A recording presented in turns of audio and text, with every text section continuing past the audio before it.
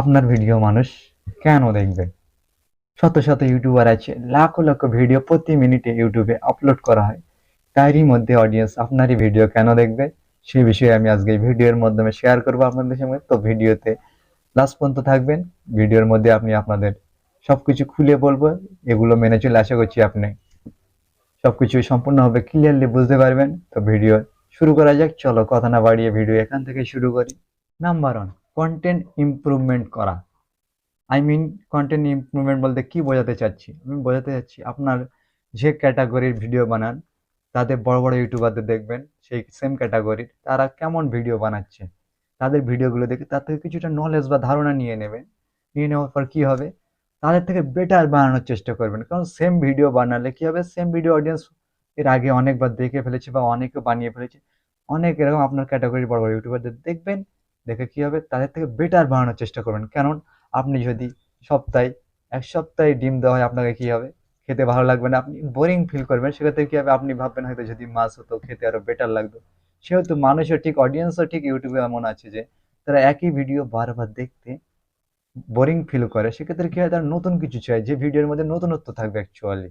তো আপনারাও সেইসব কন্টেন্ট দেখার পরে নতুন এমন কিছু ইউনিক কন্টেন্ট তৈরি করুন, যেটা দেখার পরে অডিয়েন্স আপনার ভিডিওতে দীর্ঘক্ষণ পর্যন্ত থাকে এবং আপনার চ্যানেলে সাবস্ক্রাইব করতে বাধ্য হয়। এবং দীর্ঘক্ষণ থাকার পরে কি হবে, আপনার ভিডিওতে ওয়াচ টাইম বাড়বে এবং আপনার ভিডিওটা লং টাইম ধরে চলে যাবে।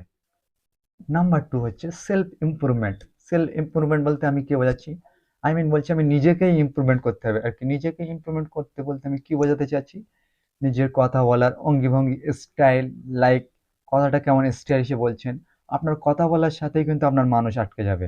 আপনার কন্টেন্টের মধ্যে যেমন দম থাকা দরকার, ঠিক আপনার কথা বলারও স্টাইল থাকা দরকার, যেটা শোনার পরে মানুষের মধ্যে আপনার ভিডিওটা দেখার আবেগ বেড়ে যাবে, উত্তেজনা বেড়ে যাবে। লাইক ধরেন, এই একটা বড় ইউটিউবার গৌরব দ্বারে যে ইউটিউবার আছে, তার ইউটিউবে বর্তমানে আছে আপনার 1.6 মিলিয়ন সাবস্ক্রাইবার। তার কথা বলার স্টাইল ভঙ্গি এতটাই সুন্দর, আপনি যে কেউ, কোনো অডিয়েন্সই তার ভিডিওটা দেখলে তার ভিডিওর মধ্যে আটকে যাবে এবং লং টাইম ধরে তার ভিডিও শেষ পর্যন্ত দেখতে থাকবে। তাতে কি হয়, আপনার ভিডিও যখন অডিয়েন্স শেষ পর্যন্ত দেখতে থাকে তাতে ওয়াচ টাইম গেন হয় ভালো এবং ইমপ্রেশন কুইক বাড়ে ইউটিউব। সেক্ষেত্রে কি হয়, আপনার ভিডিওটা নতুন নতুন অডিয়েন্সের কাছে পাঠায়। সেক্ষেত্রে আপনার ভিডিওটা ভাইরাল হওয়ার সম্ভাবনা থাকে এবং ভিডিওটা দ্রুত ভাইরাল হতেও পারে। নাম্বার থ্রি হচ্ছে নতুন কিছু শেখা।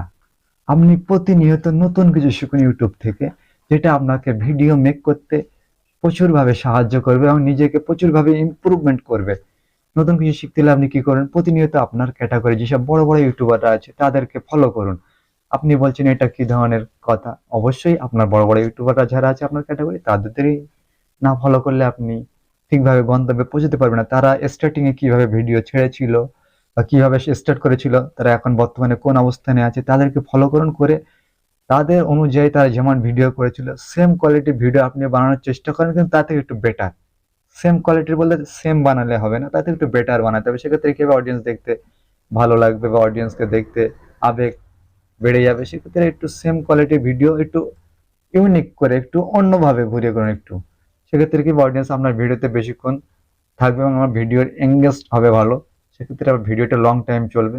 তো নতুন কিছু শিখতে হবে আপনার প্রতিনিয়ত ইউটিউব থেকে, বা আপনাকে নতুন নতুন কিছু করতে হবে। সেক্ষেত্রে কি হবে, ইউটিউবে নতুন নতুন কন্টেন্ট নিয়ে আসতে হবে, যেসব কন্টেন্টের আগে কেউ নিয়ে আসেনি। আপনাকে ভাবতে হবে, মাইন্ড দিয়ে ভাবতে হবে, ভেবে নতুন কন্টেন্ট নিয়ে আসতে হবে। যেটার ফলে কি হবে, ইউটিউবে আপনার অন্য সবার থেকে নিজেকে স্পেশাল করে তুলবে, অন্য ইউটিউবারের থেকে নিজেকে অনেকটা স্পেশাল করে তুলবে অডিয়েন্সের কাছে। সেক্ষেত্রে অডিয়েন্স আপনার উপরে বেশি ফোকাস দেবে এবং আপনার ভিডিওটাই অডিয়েন্স দেখবে।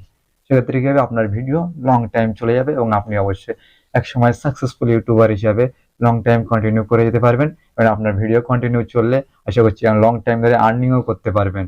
তো আজ ছিল এই তিনটি মোস্ট ইম্পর্টেন্ট পয়েন্ট।